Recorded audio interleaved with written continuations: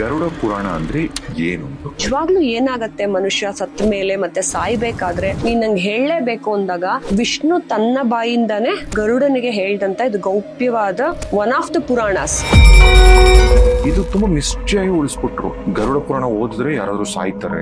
ನಾನ್ ಹೇಳೋದು ಎಲ್ರಿಗೂ ಕೊಡ್ಬೇಕಾದಂತ best gift ಅಂದ್ರೆ ಅಲಾಂಗ್ ವಿತ್ ಭಗವದ್ಗೀತಾ, ನನ್ನ ಜೀವನದ ನಂತರ ಏನಾಗತ್ತೆ ಇಲ್ಲಿ ಕರ್ಮಗಳನ್ನ ನಾನು ಬ್ಯಾಡ್ ಕರ್ಮ ಮಾಡಿದ್ರೆ ಅನ್ನೋ ಆ ಭಯ ಗರುಡ ಪುರಾಣವನ್ನು ಗಿಫ್ಟ್ ಆಗಿ ಕೊಡಬೇಕು. ಯಾರು ಸಾಯ್ತಾ ಇರೋ ಮನುಷ್ಯನಿಗೆ ಕಿವಿನಲ್ಲಿ ಬಂದು ದೇವ್ರ ಹೆಸರನ್ನ ಹೇಳ್ತಾನೋ ಅವನೇ ನಿನ್ನ ನಿಜವಾದ ಬಂಧು. ಯಾರು ಅಳ್ತಾ ಕೂತ್ಕೊಂಡು ಅಯ್ಯೋ ಅಯ್ಯೋ ನೀ ಇನ್ನು ಬದುಕಿರ್ಬೇಕು ಅನ್ನೋ ಅವನು ನಿಜವಾದ ಶತ್ರು.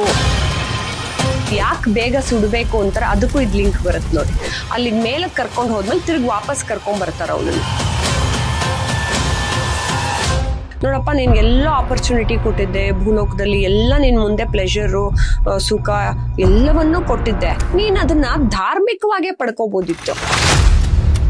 ಯಮಲೋಕ ನಿಜವಾಗ್ಲೂ ಇದೆಯಾ? It's like a court sir. Court ತರಾನೇ ಅವ್ನು ಕರೆಸ್ತಾನೆ ಎಲ್ರನ್ನು. ಅವನೇ ತುಂಬಾ ಘೋರವಾಗಿ ನಿಂತ್ಕೊಂಡು ಪ್ರಶ್ನೆಗಳನ್ನ ಕೇಳ್ತಾನೆ. ತುಂಬಾ ಚೆನ್ನಾಗಿದೆ. ನಮ್ಮ ಮನುಷ್ಯರು ಬುದ್ಧಿವಂತರು ಅಲ್ಲೂ ಹೋಗಿ ಅಡ್ಜಸ್ಟ್ ಮಾಡ್ಕೊಂತಾರೆ.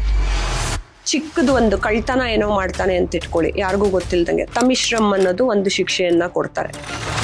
ಆ ದೇಹವನ್ನು ಹೆಂಗ್ ಕೊಟ್ಟಿರ್ತಾರೆ ಅಂದ್ರೆ ನಿನ್ನ ನೋವು ನಿನ್ನ ಕರ್ಮ ಗೊತ್ತಾಗ್ಬೇಕು ನಿನಗೆ. ರೌರವಮ್ಮು ಹಾವುಗಳು ಕಚ್ಚೋದು, ಈ ಜಮೀನೆಲ್ಲ ಕಬಳಾಯಿಸ್ಕೋತಾರಲ್ಲ, ಅದ್ರಲ್ಲಿ ಇನ್ನ ದೊಡ್ಡದು. ಈಗ ಪ್ರಾಣಿಗಳನ್ನ ಹಸುಗಳನ್ನ ಕೂಡ ಕೊಂದು ತಿಂತಾರಲ್ಲ, ಕುಂಬಿಪಾಕಂಗ್ ಹಾಕ್ತಾರೆ.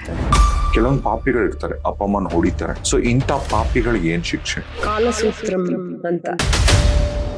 ಇಷ್ಟೆಲ್ಲ ಮಾಡೋದ್ರ ಜೊತೆಗೆ ಇನ್ನ ಕೆಲವ್ರು ಇರ್ತಾರೆ, ಅಪ್ಪ ಸಂಪಾದನೆ ಮಾಡಿ ಇಟ್ಬಿಟ್ಟಿದ್ದಾನೆ ಅಂತ ಸೋಂಬೇರಿಗಳು, ಗೊತ್ತಾ? ಅವ್ರಿಗೂ ಇದೆಯಾ? ಸತ್ತನಂತ ಒಬ್ಬ ಮನುಷ್ಯ ಅದೇ ಏನ್ ಟ್ರಾವೆಲ್ ಮಾಡ್ತಾನಲ್ಲ, ಈಗ ನೀವ್ ಹೇಳ್ದಂತ, ಬಟ್ ಹೊರಡ್ಬೇಕಂದ್ರೆ ನೀವು ಒಂದು ನದಿ ಬಗ್ಗೆ ಕೂಡ ಪ್ರಸ್ತಾಪ ಮಾಡಿದ್ರ. ವೈತರಣಿ ನದಿ. ವೈತರಣಿ ನದಿ ತುಂಬಾ ಕ್ರೂರವಾಗಿ ಕೆಟ್ಟದಾಗಿ ಹೆಂಗಿದೆ ಅಂದ್ರೆ ರಕ್ತ, ಕೀವು, ಮೂಳೆಗಳು ಕೊಳತೋಗಿರೋಂತ ನದಿಲಿ ನಿಮ್ಮನ್ನ ಟ್ರಾವೆಲ್ ಮಾಡಿಸ್ತಾನೆ. ಅಂದ್ರೆ ನೀವ್ ಎಂತ ಕರ್ಮಗಳನ್ನ ಮಾಡಿರ್ತೀರಾ ಇಲ್ಲಿ ಡಿಪೆಂಡ್ಸ್ ಆನ್ ದೇರ್ ಕರ್ಮನ ನೋಡಿ ಇಲ್ಲಿ ಯೋನಿಯನ್ನ ಫಿಕ್ಸ್ ಮಾಡ್ತಾರೆ, ನೀನ್ ಯಾರ ಮನೇಲಿ ಹುಟ್ಟಬೇಕು ಅನ್ನೋದಕ್ಕೆ. ಮನುಷ್ಯ ಸಾಯ್ತಾ ಇರ್ಬೇಕಾದ್ರೆ ಯಮದೂತರು ನಿನಗೆ ಕಾಣಿಸೋ ಬದಲು ದೇವಾನ ದೇವತೆಗಳು ನಿಂತು ನಿನಗೆ ವೆಲ್ಕಮ್ ಮಾಡಿ ಅವರು ರಥದಲ್ಲಿ ನಿನ್ನನ್ನ ನಡೆಸೋದು ಇಲ್ವಂತೆ. ನಿಜವಾಗ್ಲೂ ನಾವು ಒಂದ್ ಹೆಜ್ಜೆ ಇಟ್ರೆ ಪರಮಾತ್ಮ 10 ಹೆಜ್ಜೆ ಇಟ್ಬಂದ್